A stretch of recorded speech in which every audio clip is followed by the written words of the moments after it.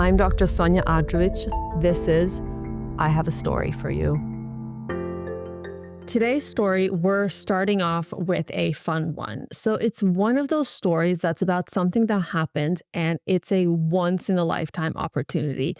But that also means it's a once in a lifetime decision. So it's one of those decisions where you know is going to impact the rest of your life. So here we go.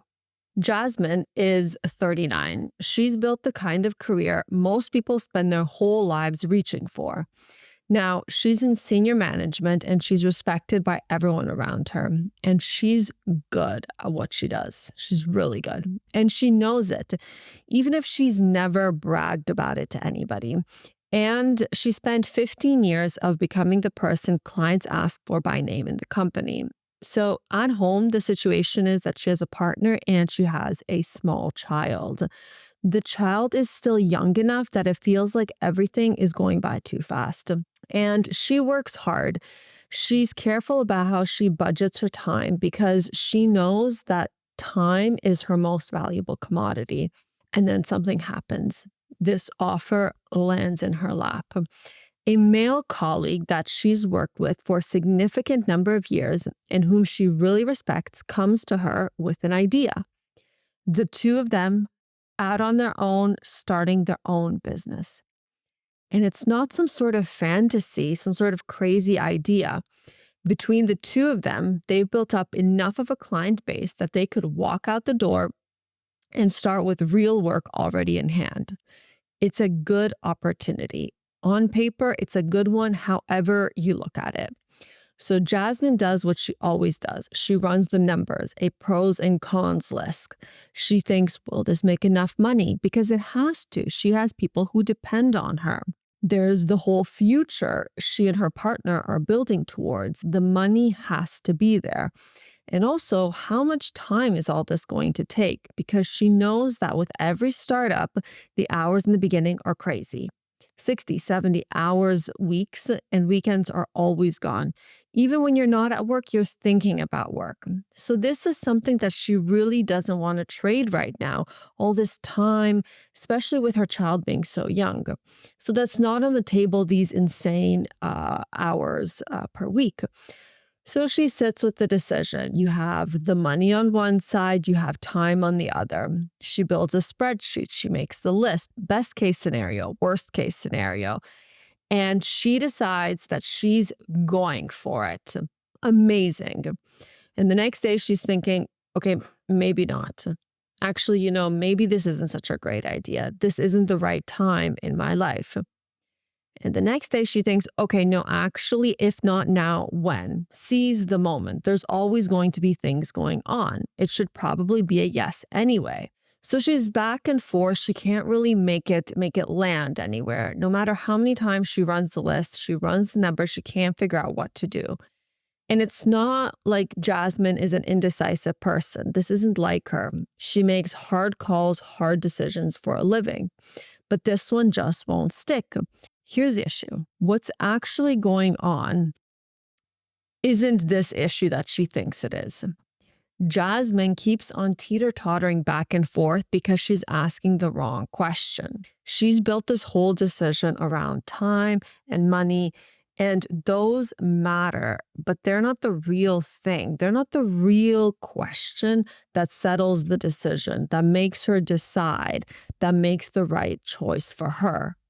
And that's the reason why the spreadsheets keep flipping on her, why the pros and cons lists just don't work. Thing is, you can't answer a question you haven't asked and expect the right decision. She hasn't asked the right question yet. And this isn't a small decision Jasmine has to make. She knows this decision will affect the next 10 years of her life. She can't afford to make the wrong decision at this moment. So what's the right question? What should Jasmine do? So I love these sort of decisions, especially high stakes decisions, because they really do impact the trajectory of your life. It's that moment where you're at a fork in the road and you have to decide which way to go. It's like that Robert Frost poem. Do you know that one? Which is one of my favorites. It was actually printed out and framed on my wall for 15 years of my life. I kept it right next to my desk all throughout high school. When I went away for university, when I went away to med school, I actually took it with me all the way abroad, changed continents. I took it with me. It's actually a really interesting story. I remember one day in high school, it was up on my wall. So it's fully framed behind glass. And I remember waking up and an ant had crawled in and had actually gotten stuck and, sadly passed away. I mean, it's an ant, but and so it was stuck with the poem, and it was almost stuck at the part where it said, two roads diverged in a wood, right at that point. And there was something about it that I almost felt kind of mystical, like it was like a sign from the universe to keep this poem up. And so I did. And actually I still have that poem in that frame, and everything in the ant is still in there, hasn't moved. So anyway, I love that poem. And not that you should always follow a poem when making these sort of decisions, and that's why we talk about this here instead, how to make these high stakes decisions that affect the trajectory of your life, to make sure that you're seeing the decision for what it is, that you're not misreading the situation. Now, I'm going to tell you another little story about me. I've always had this really strong sense of intuition at key moments in my life. It's like there have been these really odd moments in my life when I just had this gut wrenching feeling of the right answer, what I should do. I had it when we were living in Toronto and thinking about moving abroad for a couple of years, or maybe indefinitely, maybe permanently. And it was this overwhelming feeling that I had to leave. And our apartment was facing south. And I always had this pull towards the east. Like I would sit on my balcony and just face east and felt pulled towards there.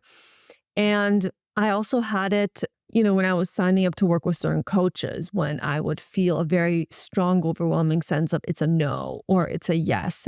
And especially in the moments when it felt that it was a no, it was a very panicked backing away. No, the intuition just felt so insane. And the thing is that every time I didn't listen to my intuition, I was proven over and over again that I should have, even though it didn't make any sense in the moment. Because what's so interesting is that so often the decisions that I was making, and even after I'd made the decision, whether it was a yes or a no to stay or to leave, it made sense logically on paper, even if the intuition was pointing me in the other direction. So, for example, like leaving Toronto to go live abroad, it didn't make sense. I had, a great job. Or leaving medicine, for example, it's an amazing career, and I loved so many aspects of it. And on paper, it makes no sense to do that. But the intuition was just so strong. And for a long time, it was really confusing and destabilizing when every part of me felt like I was saying a no or a yes when the logic said the opposite. That's really, really confusing, especially for someone who has a background in science, who has spent so much time with numbers and formulas and thinking things through logically. It was really destabilizing. And I had to learn in all of this whether my intuition was just a fear of the situation and I was backing away from it for that reason, or was it based on some sort of wisdom, some sort of decision making potential that I consciously wasn't accessing? Now, this potential is not just about intuition, it's about answering a key question. Do women have biological differences that give them advantageous leadership skills? That's what we're talking about today. Now, this question has been around for a long time. The differences between men and women, are there any? there's that really famous book, Are Women from Venus, Men Are from Mars? Is that really the case? Well, yes and no. We've often wondered, are there cognitive differences between men and women? Again, yes and no. There are some actually. So research has shown a very good research study showed that women retain emotional events. So the memories of emotional events much more than men. So think about either really, really positive emotional or really traumatic emotional events. Women hold on to the details of these memories so much more than men. And when they recall them, the memories come back richer and more intense. So that's the first cognitive difference. Why does it matter? We'll get to that right away in just a second because there's a few more. The second is that another research study showed that the corpus callosum communicates or talks more in women than in men. So your brain is split into two parts, two hemispheres, and between them, there's a bridge that takes information from one side to the other. So sometimes in patients who have this cut, they know what they're doing, but they don't know why they're doing it. So there was this really interesting study, again, in these patients that had this corpus callosum cut, where researchers found a way to talk to one side of the brain. So they would give the person a task to do that they knew processing of that task would be done on one side of the brain. So, for example, they asked the person to go get a Coca-Cola, and the person would go up and go to get a Coca-Cola. And when they came to the door, the researcher would ask them, "Hey, why are you going to get a Coca-Cola?" And they couldn't remember because that's actually in the other part of the brain. So it's in the other hemisphere that the researcher told them to. But the brain compensates so well that on the spot they'd make up a reason that made a lot of sense. They'd say, "Oh, it's because it's really hot outside and I'm really thirsty." They were really, really quick to make up for that. And they weren't lying. This was their brain actually compensating. So a lot of the times they know what they're doing, but not how or why, rather. And they know why they're doing something, but not what they were going to go do. So it's really, really interesting. And what this means is that the coordination between the two hemispheres, the two parts of the brain, is much more fluid in women's brains. This is not to say to extrapolate this. We have to be really, really careful with science. We cannot extrapolate that, oh, because women's brains, two sides of the hemisphere talk so much more, that women know always what they're doing and why, but men know either what they're doing but not why. No, that's a very severe case when the corpus callosum is cut. This is just showing that there's more coordination between the two hemispheres. So while in men's brains, there's more coordination within one specific localized region, in women, there's much more coordination around the whole brain. That's what the science purely shows. Now, another thing is that women do better than men on verbal fluency on average, and also on reading comprehension, writing, fine motor coordination, perceptual speed, and retrieval from long-term memory. Now, listen back to that list, okay? We have long-term memory, so storage of long-term memory, retrieval from that memory. The memories that does retrieve are filled with so much more details. Details matter, right? It's not all just a vague picture. And in terms of retrieval, it doesn't matter if you have a huge storage base if you can't retrieve it. And when you do retrieve it, you have to have all the details.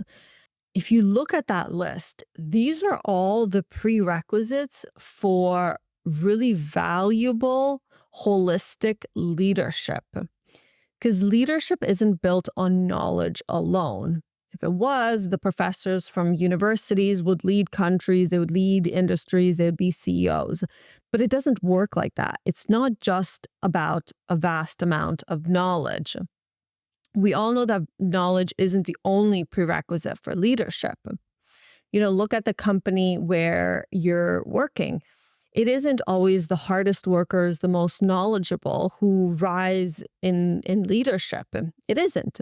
Leadership requires so much more than that. One of the things that's really key for leadership is if we think about leadership as the captain of a ship, right? Look at it as leadership is the captain of the ship. And we have people who are taking orders from the captain and executing those orders. But it is the captain who's determining where the ship is going and why, and where the best place for the ship to go is depending on certain criteria, depending on where they want to go, what they want to achieve. Do they want, more land? Do they want more treasures? The captain has to make these sort of decisions. So if we look at leadership and wisdom in that way, one of the key things for it is memory and pattern recognition. Or if we're going to think about someone else, think about Miranda Priestley. She's up there making directional decisions. She's not in it. She has assistants to do all the stuff. She has a ton of staff. She didn't even know they had a cafeteria. She's deciding where are we going and why. She has memory. She can look for patterns to decide what is the next step forward. Miranda Priestley is actually a really, really excellent example, or the real life Anna Wintour, an excellent example. So memory allows for the vast storage of information. And what's interesting is that some of it is subconscious, some of it is conscious. We'll get to that in a second because that matters. It matters whether it's conscious or subconscious, and both have their inherent value. It's not that one is better than the other. So we have memory as a key part for leadership skills, and this is something that women truly excel at. And then we have pattern recognition. Again, that's scanning. Think about something that you just naturally do, right? Scanning. Where have we been? Where are we going? What is happening right now that might indicate where are we going forward? You use this normally in your everyday life. That's what's so interesting. When you're thinking about from the smallest things about like whether you're making really, really almost insignificant decisions, like what is the family gonna eat this week? Or maybe touch more significant, like what am I gonna get my mother-in-law? You have pattern recognition. You're the one getting your mother-in-law a Christmas present from the family. So, that sort of pattern recognition is something that you naturally do. But your potential to do this in leadership, to make these directional decisions, has been negated. This natural ability that you have. Where have we been? Where are we going? What is happening right now that might indicate where this is going to go? And to do pattern recognition, to make these directional decisions, you need a vast amount of memory, right? To base this on, a vast amount of knowledge to base this on. That's what pattern recognition requires. And then the ability to retrieve all this information, to retrieve all this memory, organize it, move it around, and project that pattern forward. Now, there's actually also a third thing. So we have so far pattern recognition and memory, but also what's important, so this is a side note, what's important is that you have to have the self-authority to put yourself in those positions, to raise your hand, to stand up and actually say the thing. So like I was saying, you're already doing this in your regular life. You're analyzing your relationship, other people's relationships. You're making all sorts of directional decisions for your life, your family, and everything. But when it comes to the workplace, when it comes to leadership, whether you're your own boss, whether you're the CEO, whether you're an entrepreneur, or whether you're climbing the corporate ladder, you have to make sure that you don't do authority self-betrayal, that you have enough trust in your own perception of a situation to raise your hand to act on that perception, act on that knowledge without waiting for other people to confirm it. You don't wait for other people to confirm what you already know in your own life. So why would you wait for ChatGPT, for someone who's more knowledgeable than you, someone who has more authority than you, someone who is higher up than you, so they must know better? No, authority is something you decide to put yourself in, not something you wait until somebody gives it to you. Nobody's thinking about you. Nobody's going to come to your desk and be like, hey, I'm going to give you authority now. No, you put yourself in these situations. So there's a certain amount of self-responsibility that you have to do. You can't have authority self-betrayal. So even though you have these amazing skills of memory and pattern recognition that are to your advantage, you have to put yourself in the right rooms and have enough self authority to do something about it. And just think back, like, if you're thinking, well, I don't know if I actually do that. Think about if you've ever been in a meeting or some sort of situation at work where you saw a pattern, saw where the ship is headed, saw that it's headed towards the rocks, or saw that it's headed in the wrong direction and there's actually something much, much better this way. And nobody really saw it, but you did. That moment is a moment where you're going to decide if you're going to have self-authority or if you're going to do authority self-betrayal. Are you going to act on your own perception of the situation as enough to act on without needing anybody else to approve that decision? That's self-authority. So it's that combination, your innate skills plus your initiative to act on it. That's the winning combination. Your innateness is your female biology. It gives you these skills, these cognitive skills with this vast amount of memory and pattern recognition. And then you have to take the final step of having the self-authority to act on it. And this is actually exactly what makes women phenomenal at directional decisions, at leadership, is having these abilities to see the bigger picture, to steer the ship, to be the Miranda Priestleys of the world. Now, we're coming into something that is so interesting. We're going to be talking about something right now that women have been ridiculed for, told that doesn't count, and yet it is a crucial skill that gives them an insane edge. Women can do something amazing. We have rather, the ability to store these vast amounts of knowledge, whether it's knowledge that you've gained through experience, through books, it doesn't matter. Knowledge is knowledge. Women have the ability to store these vast amounts of knowledge, but a lot of it is subconscious, a lot of it, thankfully, because if we think about just how much we know consciously, I don't want to know everything that I know subconsciously. So I'm just going to step back for a second, actually. So just think about conscious and subconscious knowledge as a mountain that's in the ocean. So you only really see the peak, and then there's like all this stuff underneath. So when we combine women's ability to store vast amounts of knowledge subconsciously, and we combine this vast amount of knowledge with how women are able to retrieve it and process it without knowing it's even there, women can do this. And this is the basis for female intuition. Female intuition has been ridiculed, has been told doesn't count, has been told logic is the only way forward. But female intuition is real. It is valuable, and it is a crucial resource that we women have been told to ignore. It is not based on woo. It is not based on, the universe dropping something down on your head. It is not divine.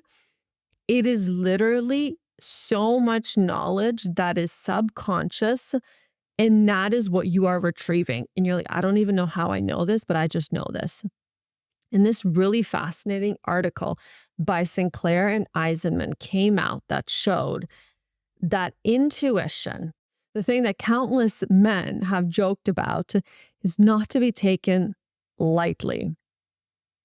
It's real, and it carries leadership potential.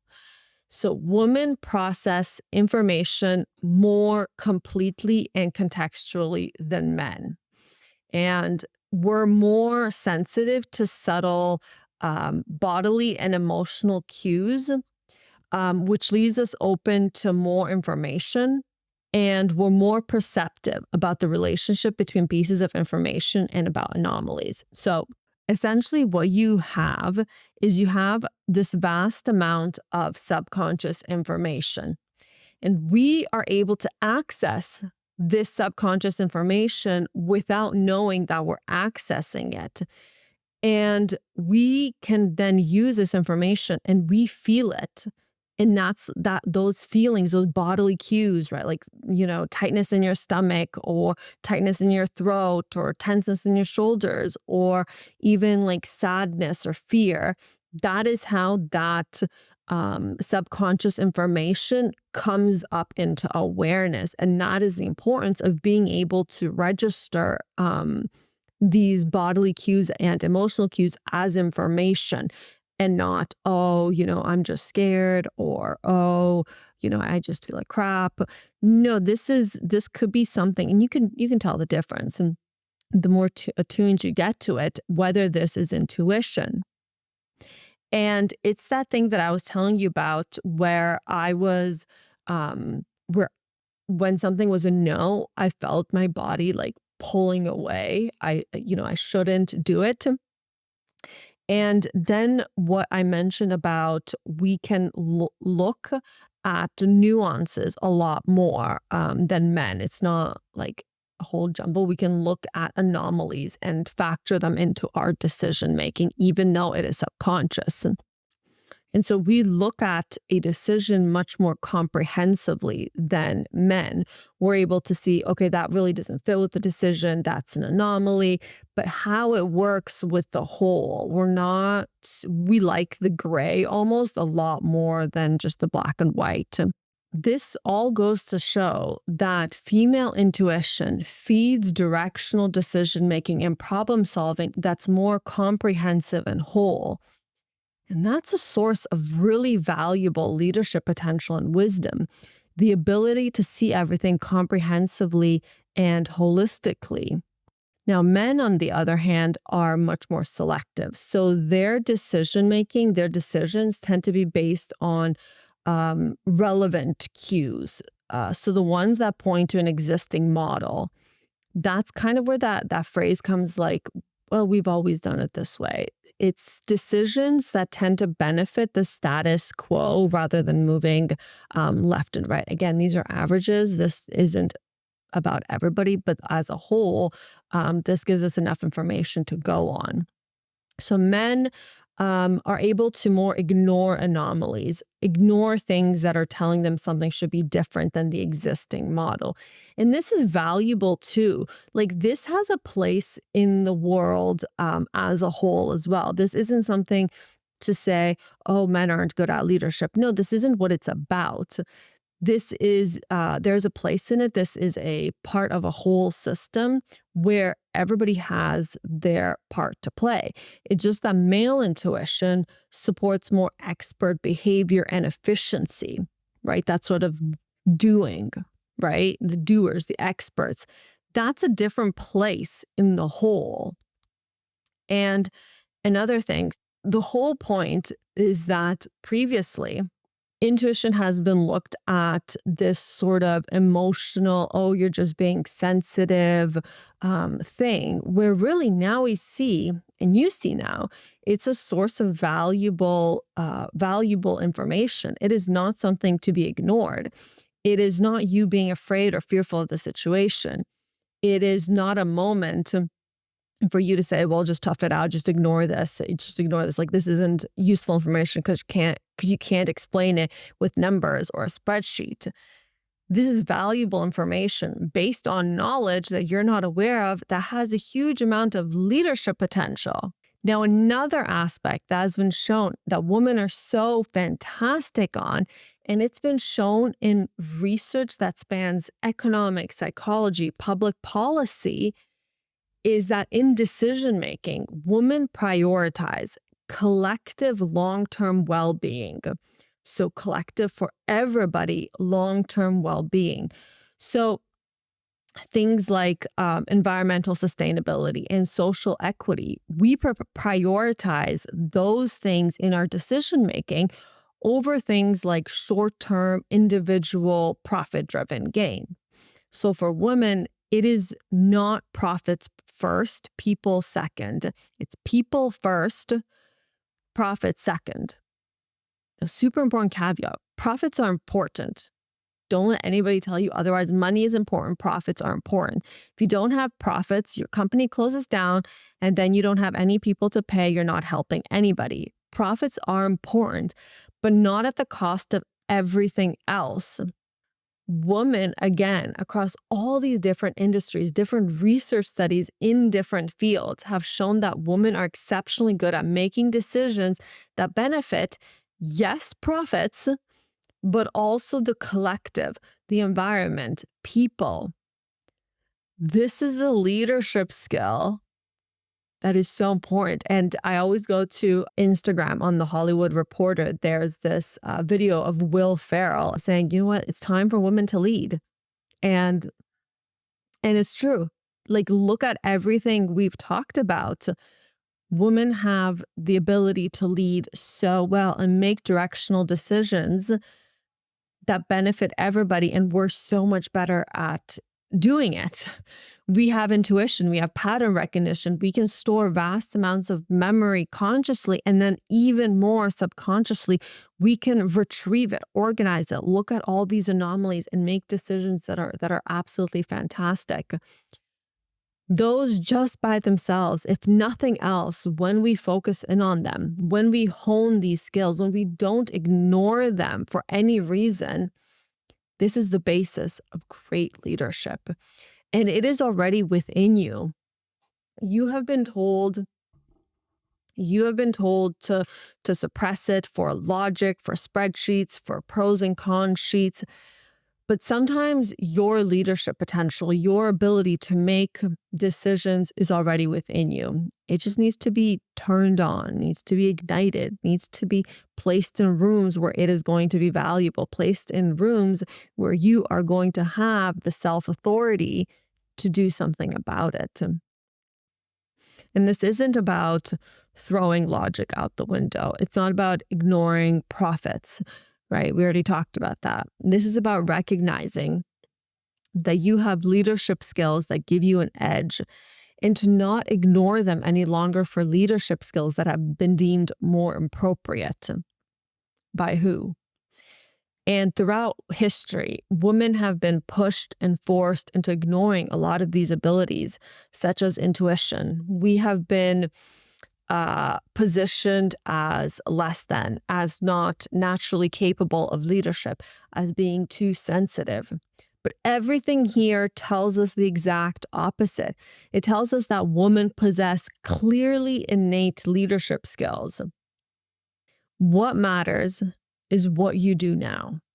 Do you continue playing on the rigged map? Do you continue on the status quo now that you know all of this? Or do you get an accurate read of your situation? Do you act on your innate abilities and move forward from that?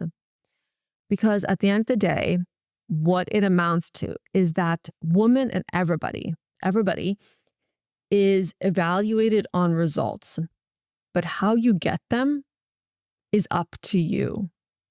And that's your edge. Use it when you have it.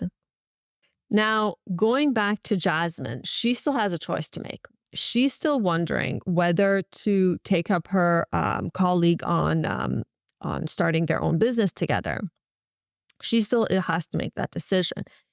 And we are going to go into how to navigate this decision for Jasmine, but also if you're in this kind of situation where you have the possibility of starting your own business, whether it's a partnership with somebody or whether it's your own business. And the question so much navigates around, what about the money? I will lose my corporate benefits. Will I make enough money to pay all the stuff in my life I have to pay, my rent, my mortgage, groceries? Or the question or navigates around, will I have the time for all of it? But those aren't the questions that will give you the answer that will actually point you in the right direction. You have to ask the right questions.